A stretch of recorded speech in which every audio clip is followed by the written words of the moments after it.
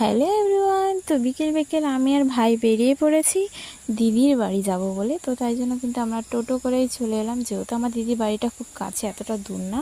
তারপরে কিন্তু দিদির বাড়ি পৌঁছে আমি বসছিলাম এখানে। তারপরে দেখলাম আমার দিদির মেয়ে কিন্তু ঘুমাচ্ছে। আমি যখনই আসি ও কিন্তু শুয়ে থাকে। এবারে একটু তোলার চেষ্টা করলাম, কিন্তু ও তো কিছুতেই উঠলো না। তারপরে এদিকে কিন্তু পুজোর আরম্ভ হয়ে গেছে। তারপরে আমি একটু কীর্তন দেখতে চলে গেছিলাম, তাই একটু ভিডিও নিয়ে নিলাম। তারপরে আমি যখন আবার রিটার্ন এসে দেখি যে দিদির মেয়ে আবার কিন্তু ঘুমাচ্ছে। ও যে এত যে কীর্তন হচ্ছে, ওর কানে কিন্তু একটু আওয়াজ আসছে না। এদিকে দেখো আমার দিদি হচ্ছে ওর ননদের ছেলেকে নিয়ে একটু ঘুরছিল, কারণ ও কাঁদছিল একটু। তারপরে এদিকে দেখো আবার কিন্তু আমার দিদির মেয়ে উঠে পড়েছে। তো ওর একটু আমি ভিডিও নিচ্ছিলাম, ও কীভাবে হচ্ছে দেখো, বড় বড় চোখ করে দেখছে একদম। পুজো শেষ হতে কিন্তু অনেক রাত হয়ে গেছিলো, তার জন্য কিন্তু আমাদের খাওয়া দাওয়া এখনও হয়নি।